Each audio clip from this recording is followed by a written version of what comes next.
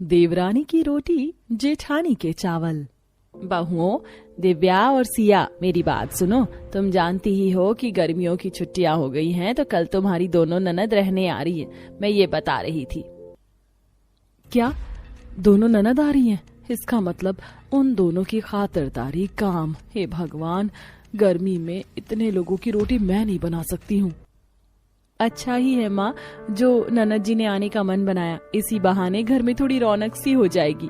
ठीक है, हम दोनों मिलकर कल के लिए सारी तैयारी कर लेंगे। फिलहाल आप बताएं कि आज क्या बनेगा।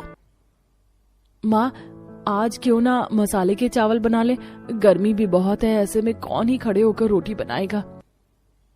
नहीं सिया बहू, तू तो जानती है कि हमारे घर में ये चावल वावल कहाँ ही खाए जाते हैं। अगर बना भी दिए तो कोई नहीं खाएगा। नहीं नहीं, चावल वावल नहीं, रोटी ही बनाना।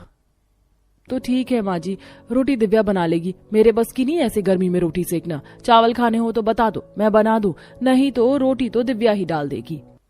नहीं भाभी, जब चावल कोई खाएगा ही नहीं तो बनाने से क्या फायदा। मैं रोटी ही बना दूंगी और साथ में माँ जी आलू की सब्जी। सही है? हाँ सही है बहू। हेमा की बात सुनकर दिव्या रसोई में सभी के लिए खाना बनाने को चली गई। दिव्या और सिया दोनों हेमा की बहुएं थी, जिनमें सिया बड़ी तो थी लेकिन उसे परिवार का ज्यादा ख्याल नहीं था। वहीं दिव्या सभी के बारे में सोचती थी और वो न्यायित ही साफ दिल की थी।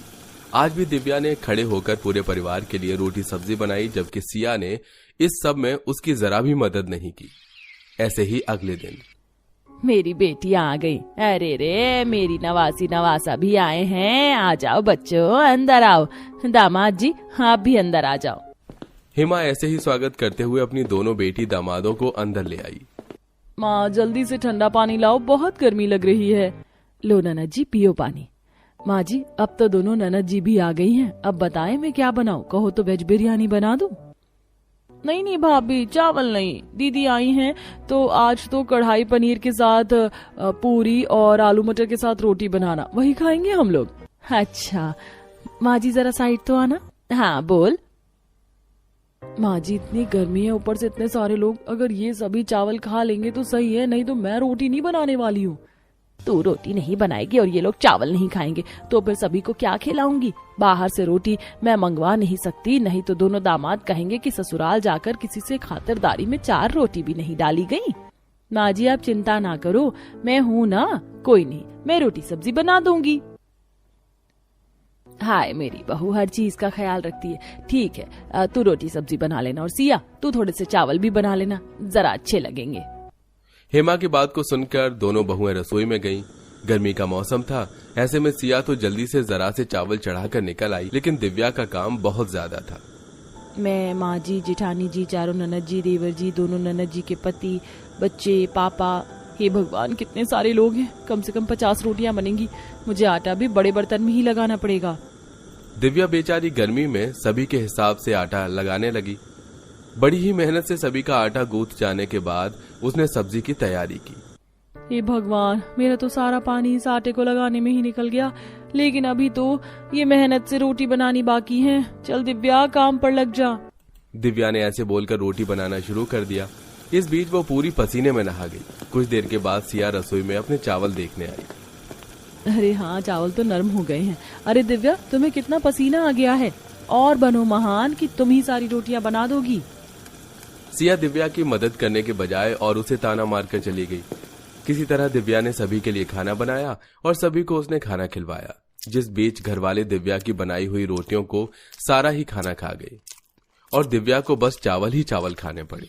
ऐसे ही अगले दिन। माँ, कल मैंने पूरी 45 रोटियां बनाई थी जो कि कम पड़ गई। अब आप मुझे बताएं कि आज मैं कितनी रोटी बनाऊं। बहू, 9 लोग तो घर में हम ही हैं, फिर 6 लोग तेरी नंदों की फैमिली के हो गए हैं, और आज तो दोपहर से पहले तुम्हारी बुआ सास का परिवार भी घर आ रहा है। तुम ना दुगनी रोटी बनाना, तभी पूरा पड़ पाएगा। सब्जी वगैरह सिया बना देगी। माँ जी, आपको बात समझ नहीं आती है क्या? अगर चावल बनवाने हो तो मुझसे बोलो, मैं 70 लोगों के लिए भी चावल बनाने से नहीं डरूंगी, लेकिन रोटी सब्जी को मैं हाथ भी नहीं लगाऊंगी। अगर बहू को फिक्र है तो बाहर से बना लो, क्योंकि मुझे महान बनने का कोई शौक नहीं है। सिया के साफ मना करने के बाद अब दिव्या के पास कोई ऑप्शन नहीं था। दिव्या ने ही सभी के लिए आज फिर से रोटी सेकने की जिम्मेदारी ले ली, जिसके लिए वो आज सुबह से ही लग गई थी। दोपहर तक जाकर दिव्या ने सभी के लिए रोटी बनाई। अब बुआ सास का परिवार भी आ चुका था, तो फिर दोनों बहुओं ने मिलकर सभी को खाना खिलवाया। भाई वाह, गर्मी में हल्के मिर्च मसालों का खाना और हाथ की रोटी, मजा ही आ गया। लगता है कि इस बेचारी ने इतनी रोटियां बनाई हैं, तभी तो इसकी हालत बिल्कुल खराब दिख रही है। जया को दिव्या का चेहरा दिख गया था। ऐसे ही सिलसिला चला। रोज दोनों वक्त रोटी देवरानी बनाती और जेठानी जरा से चावल बनाकर फरार हो जाती थी। ऐसे ही सिलसिला जारी था और आज हेमा सभी मेहमानों को बाहर घुमाने लेकर जा रही थी। माँ जी, आप सभी बाहर जा रहे हो?